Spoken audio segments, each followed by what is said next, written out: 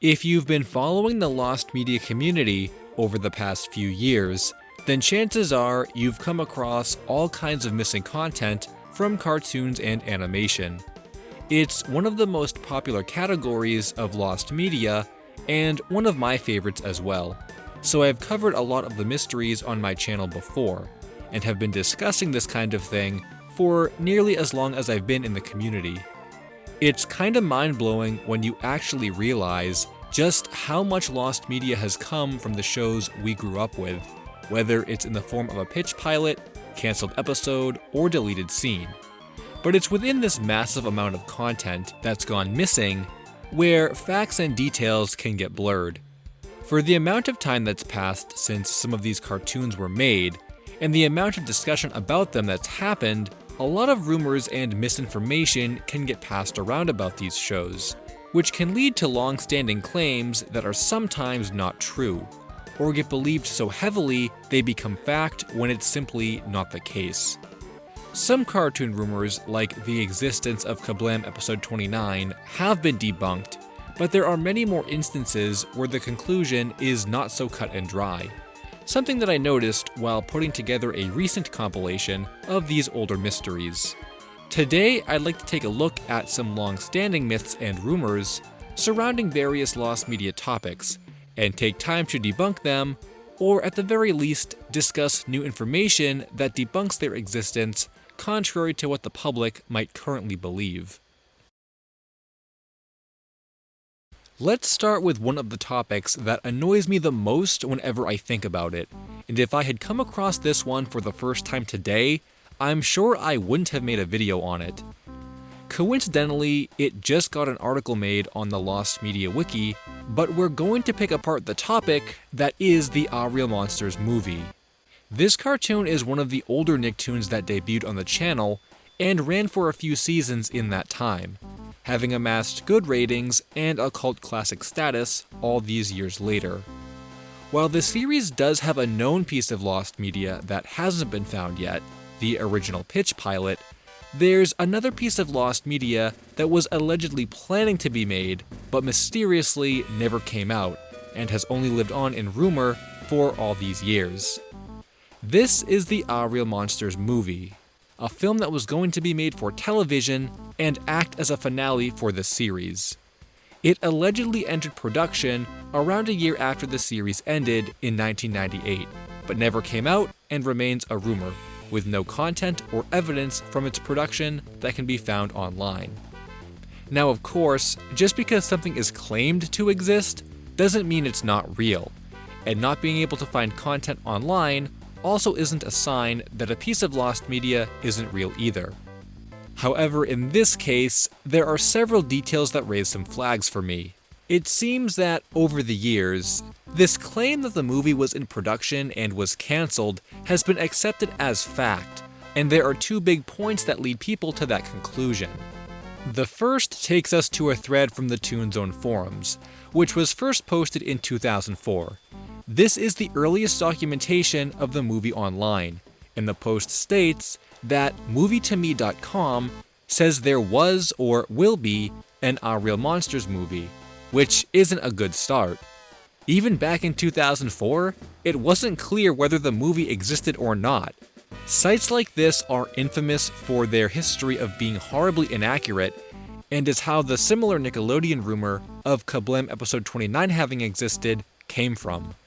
It's essentially a Wikipedia for television, and that's not promising. Now, the second big issue with the documentation of this movie over the years comes from Wikipedia itself, and as far as I can tell, has been edited out of the article since first having appeared. Despite this, there's still plenty of backups that exist, and it's something I even made mention of in my original video on the topic from several years ago. This is a quote from an animator named Frederick Zowski, who claimed the film was cancelled because Viacom bought Paramount. The film wasn't dark, nor were we planning on making it in the first place. This quote is one of the most confusing quotes of all time, and doesn't really make any sense at all, not only for the fact that the reason for its cancellation was contradicted, but also that the Viacom purchase of Paramount happened 4 years prior to the alleged production of this movie, so it shouldn't have had any effect on plans that far in advance. Not only that, but there wasn't a source next to the original quote from Wikipedia, and I've never even been able to find an animator named Frederick Zowski, so I have many reasons to believe this source is nothing more than a hoax. There have also been some smaller pieces of evidence that are supposed to point towards its existence, like the film having been published in a book of cancelled films in 2010, and another thread from Pixar Planet that mentioned there were plans for a movie with no further details or sources, and even a tvtome.com listing that claimed the movie actually aired. None of these sources or claims fit my definitions of proof when it comes to lost media that is rumored to exist, and I still believe this film is complete fabrication passed around over the years as more unknowing fans heard about its alleged existence. Getting an authentic movie script or actually being able to find Frederick Zowski would be good leads in getting proof that something was being made for the film.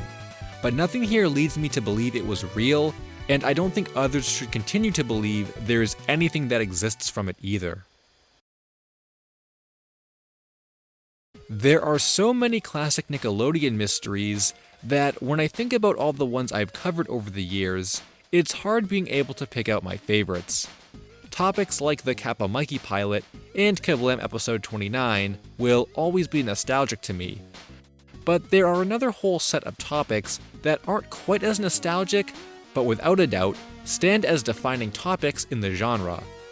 I'd consider Astrology with Squidward to be one of these, and I remember the long journey I went on researching the topic back several years ago. Likewise, there were a lot of rumors and debates that surrounded the series over the years, and believe it or not, I still see people question if more shorts were made, so I figured this would be a good time to catch everyone up to speed about it. Some of you newer fans of Lost Media might not even know what this topic is, as it's pretty old, but this is Astrology with Squidward, a series of short animations that were aired in between commercial breaks on Nickelodeon in the early 2000s. In these shorts, Squidward gave the horoscope for different signs of the zodiac, with each of the zodiac signs being connected to a specific SpongeBob character. These were released at different times of the year to correspond to the months of the zodiac in real life, and were actually dubbed in a variety of different languages. For several years after their initial TV release, they fell into obscurity as they aired randomly and were not documented very well at all. It wouldn't be until the mid-2000s when interest began to emerge and people started remembering they existed at all. This is around the time when the search loosely began, but in a lot of ways it led to more confusion than anything else. The biggest part of this mystery was not only finding recordings of the shorts, which were scarce at the time, but also documenting which shorts even existed at all. The zodiac is made up of 12 signs, so there was a search within the search to figure out how many signs of the zodiac were covered, which correlates to how many shorts needed to be found. There were never any archives that documented this, either from Nick or from early SpongeBob fan sites. Around this time, there was a lot of progress made in archiving the series, with some of the oldest uploads originating in the early 2010s. However, there were also several claims of shorts that allegedly existed from wiki articles and websites that simply discussed the series, with the two most infamous claims being that a short depicting Squidward as Libra and Pearl as Virgo were still missing.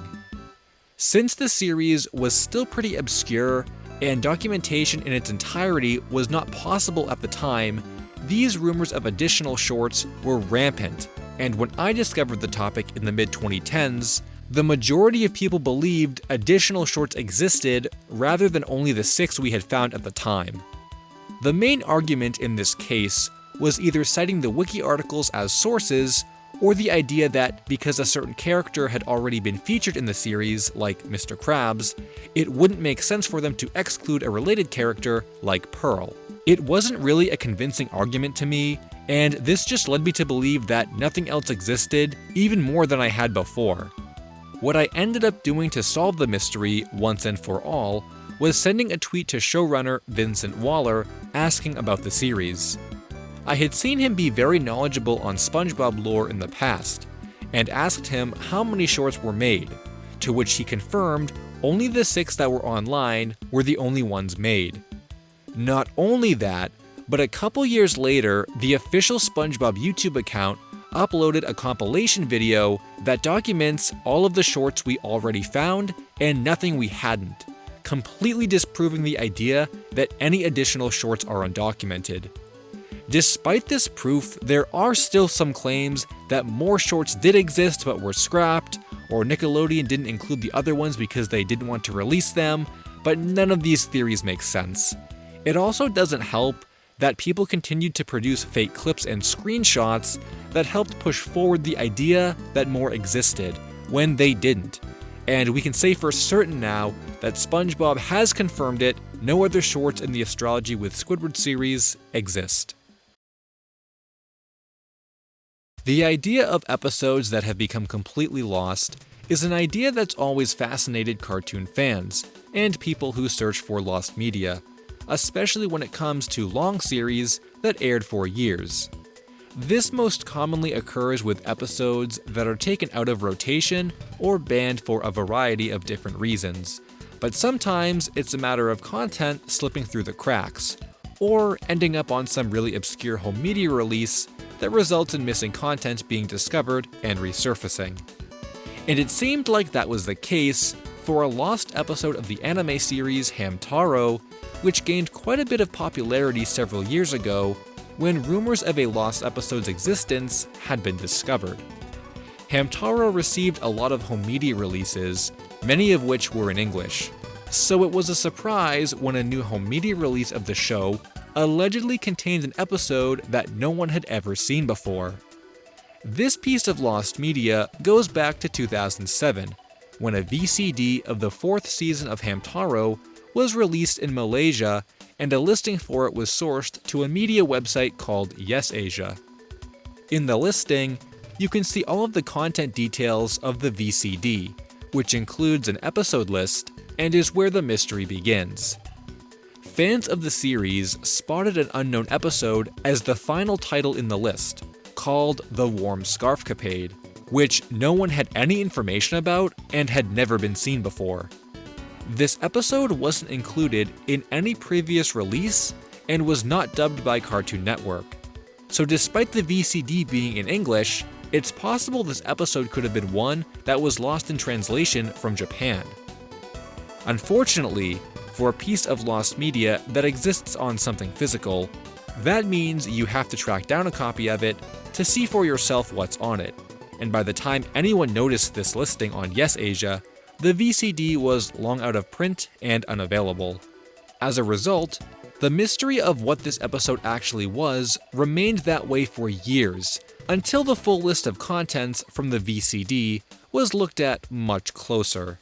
One of the known episodes from the 4th season of Hamtaro is titled Laura's Valentine. However, that one is completely skipped from the list on the back of the VCD. Not to mention, The Little Bandits is an episode from Season 3, yet appears here with Season 4 content. With all of the inconsistencies and questionable errors from the listing, it seemed likely that The Warm Scarfcapade wasn't actually a lost episode, but rather one that was either misplaced in the Season 4 episode list or a typing error on Yes Asia's part. Eventually, this mystery was solved when members from the community tracked down a copy of it and checked to confirm the episode isn't on there at all, which leaves the question of what exactly this episode is supposed to be, if not a lost one. Apparently, the episode is a bit of a typo, as the episode does exist in English under the title The Knitting Craze, with the theory being that Yes Asia got their list from a source that more directly translated the episode titles. The Japanese version is called The Warm Scarf Plan, so it's more clear how one title could have been confused for the other, and it's because of this that made it seem like an entirely new episode. It actually would have been really hyped to find lost content on a foreign release that had somehow been missing for years, but without a doubt, this episode is only an error, and nothing like it is found on the VCD at all. I think one of the longest and most argumentative debates within the lost media and even gaming community is that of a game whose existence has been questioned for years without any proof, leading to a conclusion about whether or not it's real for just about as long. If you've been watching my channel for a while, or are in the know when it comes to lost games, I'm sure you'll recognize this topic as Yayabibus 1.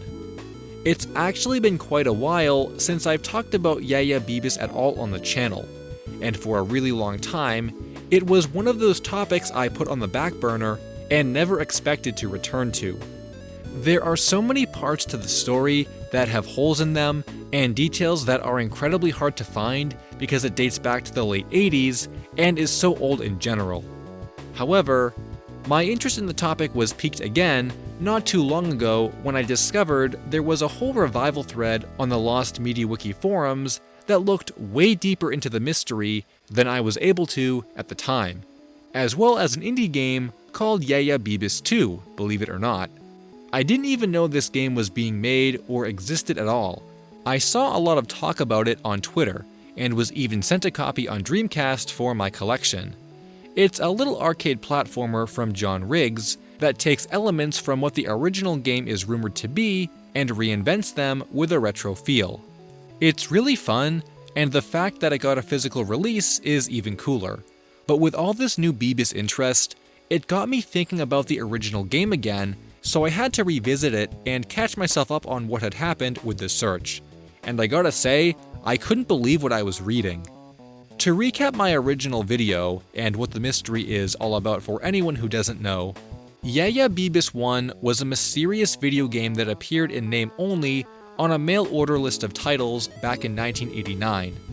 This mail order list was found in a magazine and stayed this way for a few months, until the list was updated and reused in a different magazine before the end of that year. After that, the game disappeared from these mail order lists and was never heard from again, leaving it up for debate about what the game was supposed to be. There were a few popular theories that have been passed around over the years, including that it was a mistranslation of a cancelled game that never came out, and that it was an early title for a Japanese Power Pad game that was never localized in the US, called Rai Rai Kionshi. I've always liked the idea that it was a cancelled Power Pad game, and it made the most sense considering the timeline of the game's appearance, and the similarities between the game titles. However, there is one more theory that gets discussed, and it's one that is generally considered to be the most unlikely: a copyright trap for any competitors that tried to steal the mail order lists. In this theory, Yayabibus would be a fake game intentionally put there by the company that made the mail order list, and if any other company tried to steal it, the creators of the list would know it was stolen because of a game so obviously fake. For the most part, it seemed like this was the most dismissed theory over the years, and it's one that I didn't put a lot of belief into either. However, that might not be the case with new information that's resurfaced on the thread about it. The highlight from this thread to me comes from a summary by Stinter Galactic about the progress of the search from June 2021, which states in part, "The original Bibus ad was from a company named Play It Again. In that ad, it mentions that Play It Again was formerly Forest Hills Used Video Game Cartridges. We know from a few sources, like this NYT article, UVGC was run by Neil and Robert. We were able to contact Neil. I called and spoke to him over the phone. My most recent call with him can be found here. We spoke only very briefly about Play It Again, as he says he had nothing to do with that company, having only worked at Forest Hills UVGC.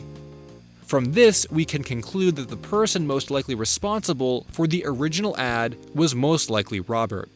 We didn't talk about Robert much, as Neil said he hasn't spoken to him or thought about him since the mid-80s. In the first call, he merely said that he knew him, and that he would do things like put fake listings in his ads. And in the second call, Neil said Robert was a character, firmly believing that Bibus never existed in any form. it appears that the only person who could possibly say for certain what Bebus was is Robert. We have tried contacting Robert multiple times through some phone numbers we thought might be associated with him, and by mailing him a letter to an address we found. But I believe that with the information we do have, I think we can safely assume that Bebus never existed in any form as any kind of actual game. This is one of the biggest revelations I've ever heard about a lost media search, and one that I never would have expected to hear for Bebus back when I was researching it for my original video. Contacting the people who were involved with the industry and the ads in which Bebus appeared was thought about, but no one believed it could actually happen. And even though we would still need to get Robert's confirmation on the point that Bebus was intentionally made up and put in the ad, I really think the rest of the context Neil gives us about Robert likely points in the direction that Bebus really did never exist at all. This means the copyright trap theory was actually more correct than anything else, most notably the mistranslation of Rai Rai Kianshi to Yayabibus, which is what I believed for a really long time. Sometimes the truth is stranger than fiction, and this is definitely one of those cases. But I think all of these rumors provide a good example that you can't take everything at face value when it comes to searching for lost media, and finding new details is an important part of the process. Hey guys, I hope you enjoyed the video. Be sure to check out some of my other game-related lost media videos. Thanks for watching, and until next time, Finn.